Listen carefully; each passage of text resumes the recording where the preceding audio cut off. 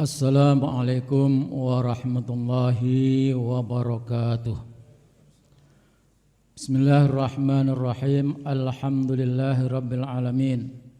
Wassalatu wassalamu ala asyrafil anbiya'i wal mursalin Sayyidina wa maulana Muhammadin wa ala alihi wa sahbihi ajma'in. Allahumma la sahla illa ma ja'altahu sahla wa anta taj'alul hazna idha syi'ta sahla. Rabbana la tuzigh qulubana ba'da idh hadaitana wa hab lana min ladunka rahmah innaka antal wahhab. Rabbana atina fid dunya hasanah wa fil akhirati hasanah wa qina adzabannar. Walhamdulillahi rabbil alamin.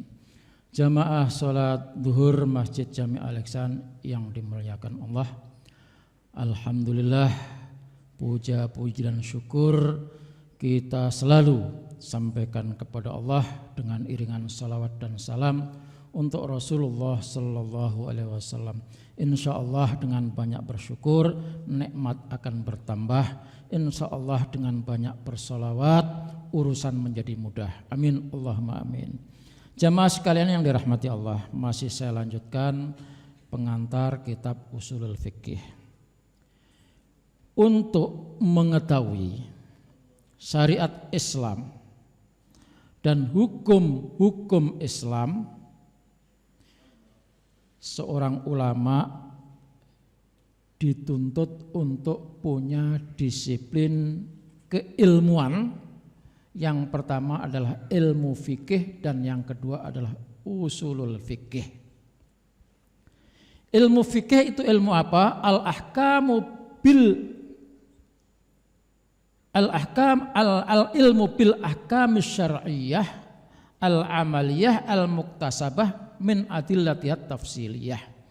Ilmu fikih itu adalah keilmuan ya, yang membahas menetapkan hukum-hukum amalan perbuatan manusia. Mulai keluar dari rumah sampai kembali di rumah, itu ada perbuatan-perbuatan yang ditetapkan hukumnya. Sholat, ibadah, dan segala macam termasuk bisnis itu adalah urusan-urusan amaliyah. Maka ada ketetapan hukumnya. Nah itulah yang dikaji oleh para ulama ahli fikih. Untuk bisa menetapkan ini hukumnya apa, ini bagaimana hukumnya, maka ahli usulul fikih yang mencari, yang menetapkan. Nah setelah ketemu maka dibaca, disampaikan kepada ahli fikih untuk menyampaikan kepada umat. Kalau saya gambarkan Bapak dan saudara sekalian, apa bedanya ahli fikih dan ahli usulul fikih? Ahli usulul fikih itu ibarat chef, koki yang masak, dia bertanggung jawab menemukan bahannya apa, bumbunya apa, materinya apa, masaknya berapa lama. Nah, jadi tentang memasak itu adalah urusan ahli usulul fikih. Setelah dijadikan bahan matang, ketemu nama masakannya, umpamakanlah masakan Padang. Jadi Padang itu adalah sebuah hukum yang diolah, yang diramu, yang diracik dari sumber-sumber hukum oleh ahli usul fikih. Maka setelah jadi masakan matang, diserahkan kepada ahli fikih. Nah, ahli fikih ini dia mempelajari, tahu, oh kalau membuat rendang itu bumbunya sekian. Nah dia tahunya dari usul fikih, dari ahli usul fikih. Rendang itu kalau 1 kilo daging, santannya, kelapanya 2. Nah ahli fikih tahunya itu dari ahli usulul fikih. Maka ahli fikih itu membaca dan menjelaskan kepada umat, ini hukumnya kok begini, dalilnya ini. Nah, dia mengatakan ini hukumnya begini, dalilnya dari ini, itu didapatkan dari ahli usulul fikih. Jamaah sekalian, tidak disitulah. Maka orang ahli usulul fikih sudah pasti ahli fikih, tapi kalau ahli fikih dia hanya membaca, tapi tidak sanggup untuk menemukan dalil mana yang kuat, mana yang tidak kuat, mana yang direvisi, mana yang diterima, mana yang ditolak. Itu adalah kajiannya ahli ilmu usulul fikih. Nah, untuk bisa menetapkan itu hukum, maka seorang ulama mesti fakih dan usuli, ahli usul fikih. Jamaah sekalian yang dirahmati Allah. Kalau begitu apa perbedaannya? Perbedaannya amma maudhu'ul fikhi, materi fikih itu adalah penjelasan hukum dan dasar-dasarnya. Dalilnya dari mana? Tapi kalau materi yang disampaikan oleh ahli usul fikih itu adalah dari mana dalil itu? Dari mana sumbernya? Kekuatannya sampai di mana? Harusnya bagaimana? Nah, sejak itu maudhu'uhu amma maudhu'u al-usul bayanun fi thoriqil istimbat. Jadi kalau ahli usul fikih itu tinggal nyajikan sudah jadi, tapi kalau ahli usul fikih bagaimana hukum itu bisa ditetapkan, maka ada yang namanya kaidah. Jadi usul fikih itu adalah yang menentukan cara perjalanan sebuah hukum itu ditetapkan, itu adalah ahli usul al-fikih.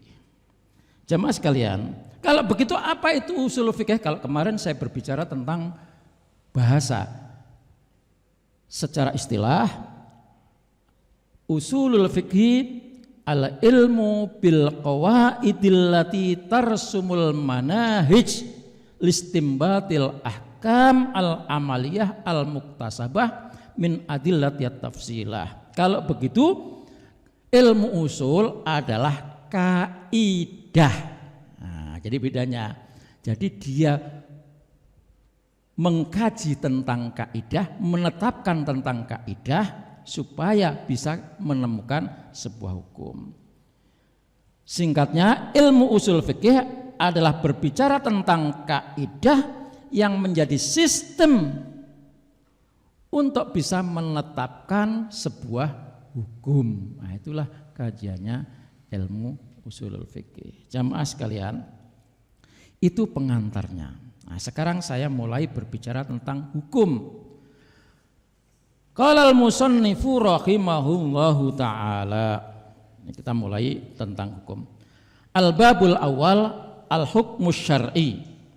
Yang kita bicarakan adalah hukum syarak. Kemarin saya bilang ilmu ada dua, ilmu syariah, ilmu hayat. Ilmu syariah itu adalah ilmu tentang ibadah, tentang perbuatan, bagaimana perbuatan itu hukumnya, bagaimana ibadah itu dijalankan sebagaimana mestinya, bagaimana menyembah Allah itu yang betul, itu kajiannya ilmu syariah. Maka di sini hukum belajar ilmu syariah setiap muslim wajib belajar, itu ilmu syariah. Nah, ilmu hayat adalah ilmu tentang kehidupan. Kita hidup ini perlu penghidupan. Bagaimana saya bisa hidup? Saya harus bekerja. Untuk bekerja saya harus menemukan sebuah keilmuan, ilmu hitung, ilmu cocok tanam, kan gitu. Ilmu dagang. Nah, itu ilmu-ilmu kehidupan untuk mempertahankan dan mengembangkan kehidupan. Hukumnya fardu kifayah. Fardu kifayah harus ada yang mengerjakan. Kalau sudah yang mengerjakan, maka yang lain tidak punya kewajiban. Tetapi kita harus mengikuti karena itu demi kehidupan kita. Itu. Al-hukmu syar'i yang saya bicarakan sekarang adalah hukum syarak. Hukum syarak itu yang saya bicarakan tadi adalah hukum yang ada kaitannya dengan muamalah pekerjaan sehari-hari. Kegiatan kita bukan kegiatan yang berkaitan dengan hati atau keyakinan. Hukum adalah buah dari ilmu fikih. Jadi ketika kita belajar fikih itu mau nggak mau kita harus tahu hukumnya. Nah, untuk tahu ketemu hukum tadi ilmu usulul fikih yang menentukan.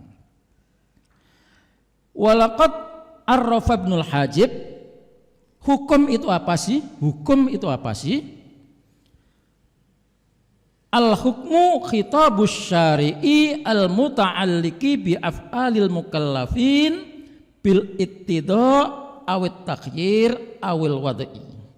Hukum itu adalah ketentuan Allah yang berkaitan dengan pekerjaan-pekerjaan perbuatan orang-orang yang sudah kena taklif.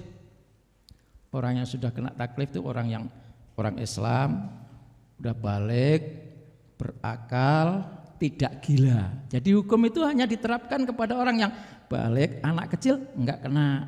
Maka anak kecil sholat wajib, tapi anak kecil belum kena taklif, belum kena beban, tidak wajib sholat. Gila karena tidak masuk tadi kena taklif, enggak wajib sholat. Jadi kalau kita mau bebas dari ibadah, dari aturan syarat Allah, jadilah orang gila, insya Allah bebas. Tidak ada taklif dari Allah. Jadi hukum itu adalah ketentuan Allah Subhanahu wa ta'ala yang berkaitan dengan perbuatan, ya, ditetapkan bagi orang-orang yang sudah kena taklif. Siapa orang yang kena taklif itu? Muslim, berakal, balik, itu minimal syaratnya yang kena taklif. Jadi kalau waras, akalnya masih ada, tambah wajib. Sakit tapi kalau akalnya masih jalan, wajib sholat. Jangan mentang-mentang oh saya sakit enggak sholat. Makanya di dalam ketentuan sholat itu harus dilaksanakan selagi masih ininya ada. Makanya dengan berbaring, dengan tiduran, dengan duduk, itu karena akalnya masih ada. Jadi yang kena taklif itu adalah orang-orang yang balik, Muslim dan berakal. Hukum itu berupa itu perintah, ketentuan, pilihan atau sabab. Nah, jadi saya ulang lagi, hukum itu adalah ketentuan-ketentuan Allah yang berkaitan dengan pekerjaan perbuatan orang-orang mukallaf, nah, dan dia harus dilaksanakan atau pilihan atau tidak karena ada sebab. Itu hukum.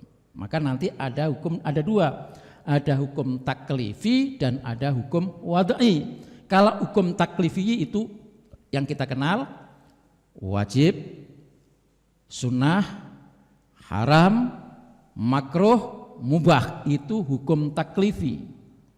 Tapi ada nanti hukum wad'i. Hukum wad'i itu adalah hukum yang berkaitan dengan syarat atau sebab. Yang berkaitan dengan syarat bisa jadi wajib. Misalnya sekarang ini kita sedang berada di waktu zuhur. Lalu saya bilang, saya tidak punya kewajiban sholat asar. Kalau saya ngomong gitu mungkin di depan umum orang yang nggak ngerti usul fikih akan bilang, itu Ustadz kok dia bilang nggak wajib sholat asar. Kenapa saya bilang nggak wajib sholat asar? Karena sholat asar itu berkaitan dengan sebab. Sholat asar wajib dilaksanakan kalau sebabnya sudah sampai. Sebabnya sudah sampai kemana? Karena waktunya, jamnya udah sampai. Nah itu namanya hukum wad'i. Seorang antara orang tua dengan anak ada kewajiban waris, ada kewajiban untuk membagi waris. Waris itu baru bisa dibagikan karena ada sebab. Sebabnya apa? Sebabnya orang tua sudah meninggal. Nah ini nanti akan kita ulas secara jelas. Jadi ada hukum taklifi, ada hukum wad'i. Nah hukum taklifi yang sudah kita kenal tadi ada 5. Nah itu semuanya ada dasar-dasarnya. Nanti kita jelaskan apa itu wajib, apa itu sunnah, apa itu makruh. Semuanya ada di sini supaya lebih jelas lagi.